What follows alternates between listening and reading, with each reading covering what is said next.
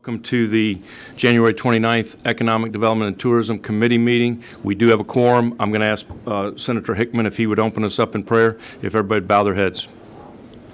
Thank you. Thank you, Mr. Chair. Oh, Lord God, thank you for this day. Lord, this sun is so beautiful and bright. Heavenly Father, we thank you that you have given us the opportunity again to serve you, Lord, and honor you in all that we say and do. Lord, we ask you to please watch over us, guide us, direct us, Lord, help us to represent the great people of Georgia. In your son's name I pray. Amen. Thank you, Senator. Okay, we've got two bills on the calendar today. We've got Senate Bill 386 from Senator Dixon and Senate Bill 396 from Senator Halpern. We will take action on both these bills today, and we will start off with Senate Bill 386. And if you would give us the LC number, and the floor is yours, Senator Dixon. The LC number that we're working off of is LC 365693S. Okay. Thank you for allowing me to bring you this sports betting bill before you today. It only has to do with sports betting. There's no other betting contemplated in this bill. I'd like to also mention that this is a bipartisan bill. We had almost as many Democrats sign on the bill as we did Republicans. And I'll also, there is a friendly committee sub that was brought forth by Senator Mallow, and I appreciate his work on that. I'll start off by explaining a few of those changes and then dive into the bill. And this all came from Senator Mallow. It would move the tax rate up, the percentage going to the Georgia Lottery from 15 to 20%. It would also encourage participation by minority companies, which is already currently codified in law for the GLC, but this would codify this for sports betting as well. And it also excludes Special Olympics. You cannot bet on the Special Olympics. And as far as the 20% that goes to the lottery, there is no constitutional amendment required because all of the funds are going to the lottery to fund pre-K and HOPE. And that 20% would be based off the AGI adjusted gross income. And also something else that helps protect Georgians with legalizing sports betting and what's in this bill, it prohibits the use of credit cards. The way that you would place wagers or add funds to your account would be through electronic transfer, or debit cards, or online mobile payment systems. And then talking about the licenses, there would be 16 licenses that would be made available. 7 of those would be what we're calling open licenses, which would be available through the procurement process through the Georgia Lottery, and they've got a stringent vetting system there that it's got to be a authorized and already operating sports betting team, and they've got several safe stops for those that apply for the licenses. The application fee for those 7 licenses would be $100,000. The annual licensing fee would be $1 million a year per license. There's also 8 tethered licenses, which 5 of those would go to our professional sporting teams. The one would go to the Braves, the Hawks, the Falcons, United, and the Dream. There would also be a license for the Augusta National, the PGA Tour, and NASCAR. And then there's 1 license that would go to the Georgia Lottery. And as far as those 8 tethered licenses, they would be able to contract with 1 sports betting operator, only 1. As far as prohibited bettors, this goes into great detail. I'll hit it high level. Employees of the Lottery Corporation, vendors, licensees are prohibited from sports betting. Professional and amateur athletes would be prohibited. Employees of the professional sports teams, players, umpires, league personnel, and others would be prohibited from betting. The regulation for sports betting would be placed under the Georgia Lottery Commission. And then also through this bill, there's several stops or backstops for responsible gaming, and I'll go through those very quickly.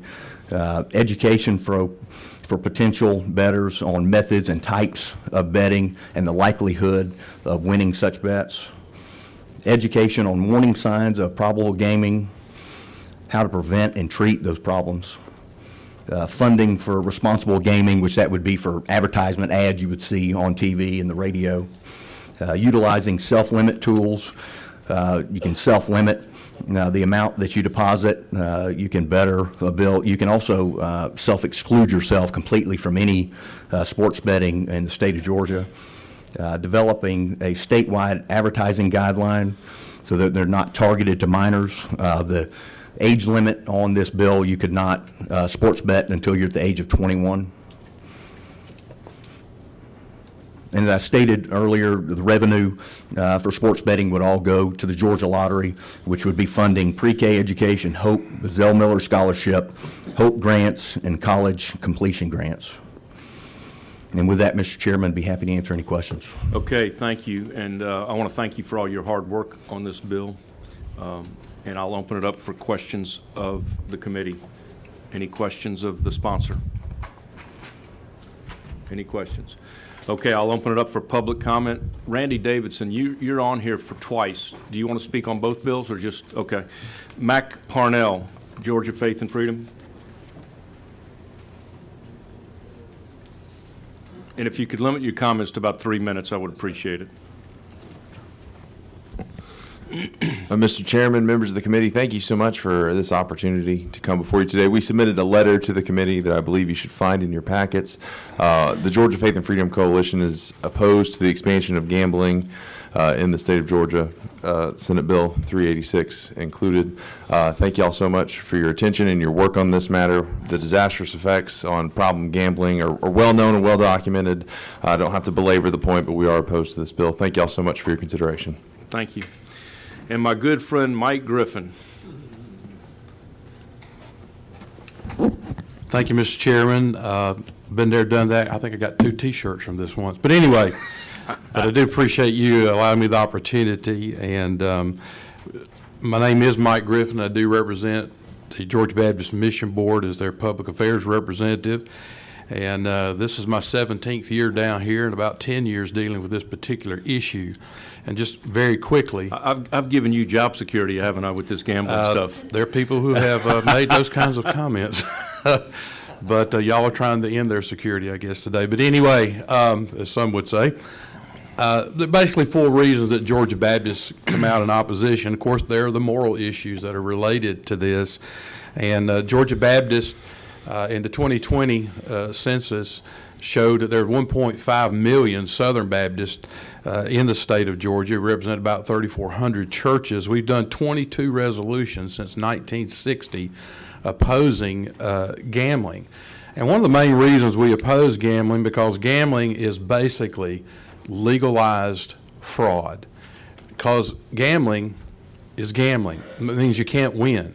The industry cannot lose.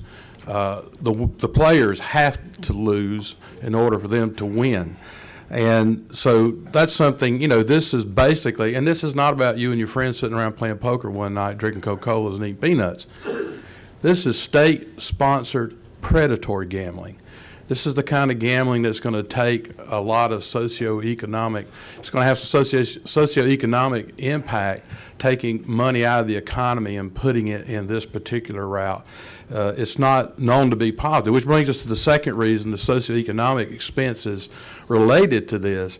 I mean, Representative Todd Jones said 2 years ago in a press conference we were in, he was co-author of the mental health legislation.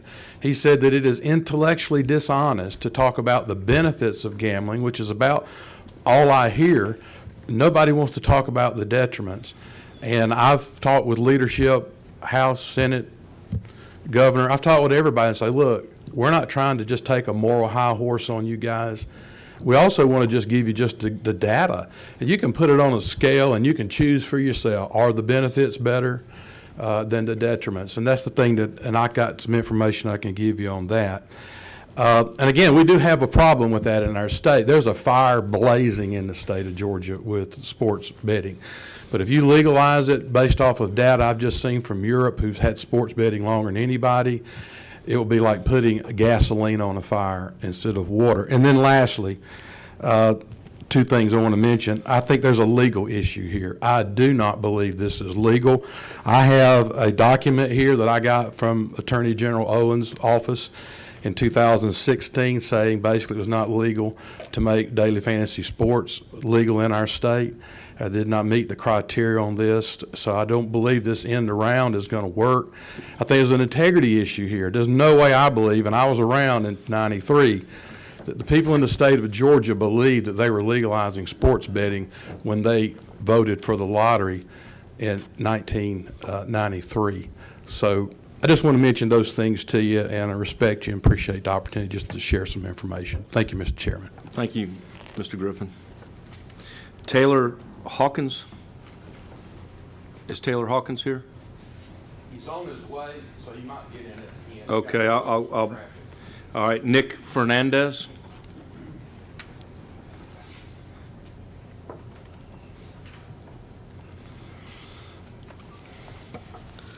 Thank you, Chairman, committee members. My name is Nick Fernandez. I'm the Director of Government Affairs at the Metro Atlanta Chamber. I know many of you all have heard from me on this issue, but we stand here in support of Senate Bill 386 and Chairman Dixon's work on this. There are a good many of us on this in this room that have been at the table working on this, both from the team side, leagues, industry. We believe this bill has brought a win for Georgia in multiple different ways, and I'll hit on two of them. One is the tethered licenses. So Chairman Dixon hit on that. We believe the license structure that's involved or included in this bill provides both an opportunity for license holders that want to go through an open application, apply for their license that way, or those that would prefer to tether or partner with a team. And then we believe that also is a win for Georgia. So when you look at across the country and 39 other states that have legalized this, the tethered process is not something that is irregular or new.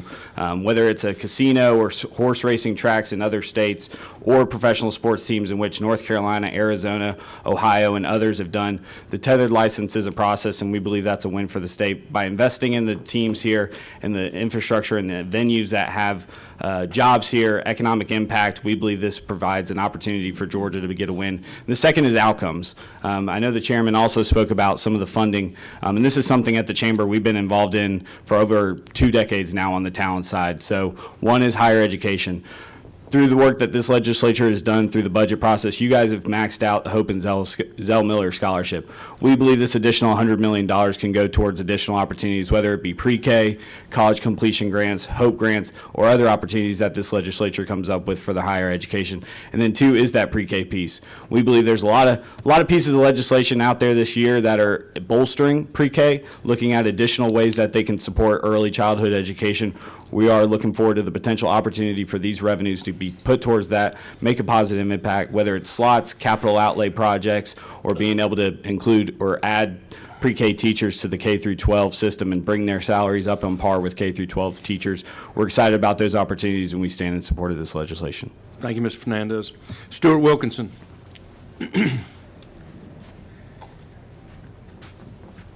Good morning. Thank you, Mr. Chairman. Members of the committee, my name is Stuart Wilkinson, here representing Prize Picks. We're the largest daily fantasy sports company in North America, and just want to thank Senator Dixon for bringing this piece of legislation. We've had an opportunity to talk to many of you over the past couple days, and we look forward to working with Senator Dixon and advocates to perfect some of this language. I think specifically we're looking at that fantasy definition. We're hoping to tighten that legislation with that language. Also, I think there's an economic development aspect to this. If we can put a regulatory framework in place for daily fantasy sports, we estimate an additional $10 million in revenue fees and $25 million in just revenue. So that's an additional $35 million to the number that Nick mentioned earlier. So we look forward to continuing to discuss this bill with you, and thank you all for your time this morning. Okay, thank you very much. Is Taylor Hawkins, did he make it? Okay, that was, I believe, the last one for 386, but I will open it up. Is there anybody else that did not sign up that would like to speak to this bill? Okay, we're going to close public comment. Thank you all very much. Again, Senator Dixon, thank you for your hard work. I also want to thank the Lieutenant Governor's Office, Brad Vaughn, and Legislative Council, and all the sports teams and everybody that spoke. We've already closed public comment. I'm sorry you were late. So I want to thank everybody for that. Do you want to make any closing comments, Senator Dixon, before we ask for a motion? Any closing comments? Any comments from the committee? If not, I will entertain a motion. Mr. Chairman, I move to pass. Okay. Do I have a second? Second. We've got a motion and a second. Any discussion? All in favor, raise your hand.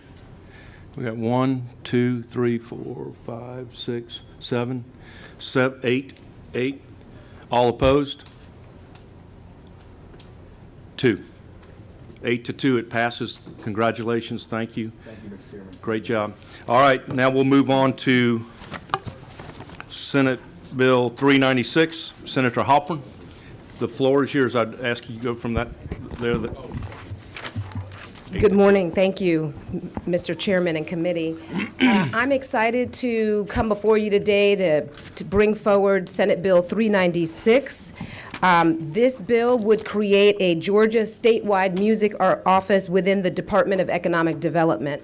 Let me first tell you that in 2022, there was a joint House-Senate Study Committee on Georgia's music heritage, and this is one of the recommendations that came out of that work. It draws inspiration from the very successful Texas Music Office, which is a case study in how you can really help to kind of coordinate and captivate the music that's already happening. Here in Georgia, we have a $5 billion music industry. The industry represents people from a wide array of roles, but there's 70,000 jobs that we know come directly from music. And we have a very good story to tell in Georgia already, but it is time for us to really create the avenue by which that story can be told in a much more dynamic way. In the same way that you've seen our film office really jumpstart that industry, a music office stands to do the same thing for the state of Georgia.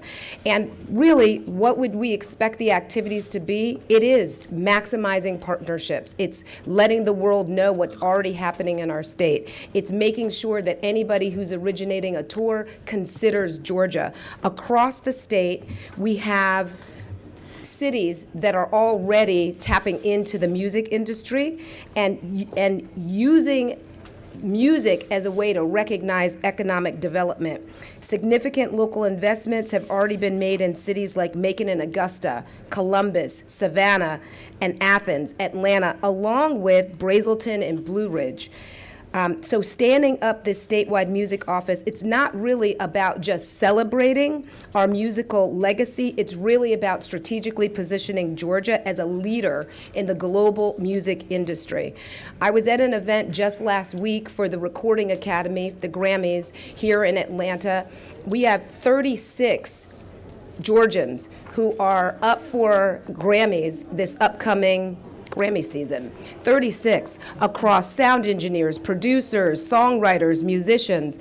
There are so many jobs that are already out there. We need to figure out how we can coordinate those efforts, make sure that Georgia is on the map in much more of a coordinated way. I keep saying coordinated because I think that's the really important word here. The music office would make sure that all of the small efforts are being woven into a much larger story that we can tell and sell.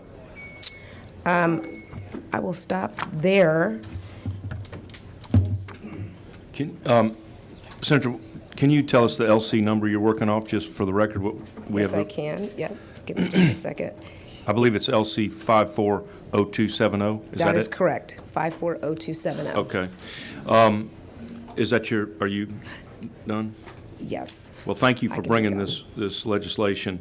The music industry is a big industry, and I think we're missing some of it, and I think this will help it. You know, I've been to Austin recently, and you get off the plane, and there's live music, and it's just, they're known for their music. Nashville, I was in Nashville about 4 months ago, and you go down, is it Broadway or Broad Street or Broadway Street, and Yeah. live music and bands. I think this would help from a standpoint of that. I also just think that, you know, we've done such great things in the film industry. There's no reason we can't be a leader in the music industry also. So thank you for bringing this. And I will open it up to the committee for questions of the sponsor of the bill. Anybody have questions? Okay, Senator, number 8? Or, okay, number 11. Go ahead. Thank you, Mr. Chairman. I noticed in the legislation that the governor appoints all the members. Was there ever any consideration given to have anyone else in government appoint members to this board? So the reason why we structured the bill that way is because, again, if we use the Texas Music Office as a case study, the reality is in Texas, that music office actually sits under the office of the governor. It's its own department under the governor's office. In our case, we recognize that film currently is under the Office of Economic Development, and so we kept that same model for the music office, but wanted to give that perspective of the governor's understanding of the larger opportunities that exist out of there, rather than kind of making it scattered. In the other states that are doing this, it is literally a department under the governor's office, Okay. with the governor determining all of the participants. Yeah. Senator Summers? Mr. Chairman, appropriate time, I'd like to make a motion to pass. Well, we got a public comment first. We got two people that want to speak in favor. I mean, speak, and they said in favor. So, Yes. Randy Davidson? And if y'all would limit your comments to 3 minutes, I would appreciate that.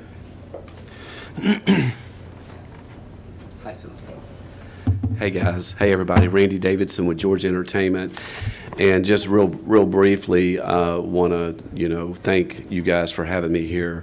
We cover the creative economy, and music is such an important part of Georgia's vast creative industries. We just finished a 9-city roadshow through Warner Robins and Rome and Columbus and Savannah, and music was a key part of that as part of the overall structure. And just as a quick reminder, music spans all of them: gaming, arts, everything. And so we think this small step forward to have someone linking industry here in the state, jobs in the state, and also being able to facilitate investment into the state is clearly economic development and tourism. So just wanted to make those comments. Thank you. Thank you, Ms. Davidson. Matt Still?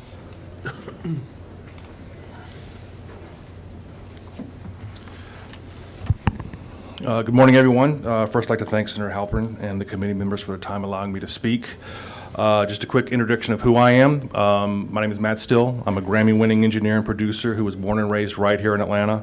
My credits include Outkast, TLC, James Brown, Ozzy Osbourne, Smokey Robinson, Pete Townsend, and for the last 31 years, I have been the personal engineer and producer for Elton John. I have served as a national trustee to the Recording Academy. I've been the president of the local Atlanta chapter.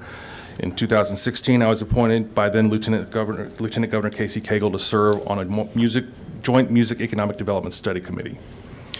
So I am very invested, a lifelong investment in this music community within Atlanta and Georgia. So enough about me. It is impossible to write the history of American music and not talk about Georgia. Georgia has produced legendary and influential artists such as James Brown, Ray Charles, Otis Redding, Little Richard, Curtis Mayfield, and many others.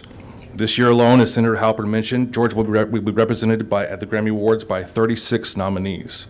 They're producers, they're engineers, they're songwriters, they're artists. They represent hip-hop, gospel, contemporary Christian, children's music, and American roots. They're as diverse as Georgia is. They also appear in major categories like Record of the Year and Producer of the Year. Georgia's place in music, past and present, is undeniable, and I'm here today to call on our legislature to do everything they can to ensure this rich legacy continues into the future. The Georgia Film Office has done an amazing job promoting film and television. We see where productions are going on all the time. We see the little signs. We know what's happening. We see all the Marvel movies. We see Stranger Things, and we see all these wonderful, this wonderful boom to the economy. I haven't seen a boom to the economy like this in my entire lifetime. But when it comes to the music side of that department, it is inadequate. Music is kind of an afterthought right now with the way the music community feels within the Georgia Film Commission, the Georgia Film Office, excuse me. The information currently listed in the Georgia Music Business Database is woefully incomplete and outdated. If you go to the Georgia Film Office webpage, music is the 9th link. The 9th. Without a dedicated strategy in office, I fear Georgia's music community will always be 9th in line, and it deserves better than that. Having a dedicated office and staff that focuses on music business growth and development has proven successful in other states. Currently, Tennessee, North Carolina, and Alabama are actively working to attract music business to their states. And as Senator Halpern mentioned, Texas has a music office for over 30 years. The population is only 2 times greater than that of Georgia, but the economic impact of their music industry is 4 times that of Georgia. Having a music office staffed by people knowledgeable of the intricacies of the business and relationships to market and promote our successes is imperative at the state level. Music is created in every part of Georgia, and the music office created by this bill will be able to connect all the cities and counties around the state to create a music production ready certification. So I thank you for your time. I'm willing to answer any questions that you have any. Still, thank you very much. Thank you for your passion, and thank you for what you do in the music industry. We support the music industry, and we want to build on it. I will tell you, I was at, just to make a comment, I was at the Assembly recently, the movie production facility out at the General Motors plant, and the infrastructure that we're putting in this state in the film industry is incredible. And the jobs it creates, and the industry of film and esports, and I think music, and it all ties together, and we all need to be working together. So, Senator Halpern, thank you for bringing this bill. I think we can really make strides in the music business. I'll take a question from Senator James at 10. Hello, and thank you very much for being here. Thank you. On the study committee that you had with Lieutenant Governor Casey Cagle, I believe, I know I attended a couple of those meetings. Isn't it true that these recommendations came out, but then they never went anywhere from there? That was I know tax credits. That was one of the items discussed, but it was also looking at tax credits and implementing tax credits for the music industry, standalone tax credits for the music industry. Right. Well, thank you very much for bringing this up Okay. again, and it's something well needed in my opinion too. Thank you. Well, thank you very much, and that was everybody that signed up. Is there anybody else? I'll open it up for final comments before I close public hearing. Okay, we're closing public hearing. Senator Summers? Senator Halpern, thank you for bringing this legislation. Very good. I'm like to make a motion to pass, Mr. Chairman. All right, we have a motion on Senate Bill 396, LC 540270. Do pass. Do I have a second? Second from Senator James. Any discussion? All those in favor, raise their hand. It's unanimous. Good job. Okay, that concludes our meeting. We are adjourned. Thank you all very much. Good job, Mr. Chairman.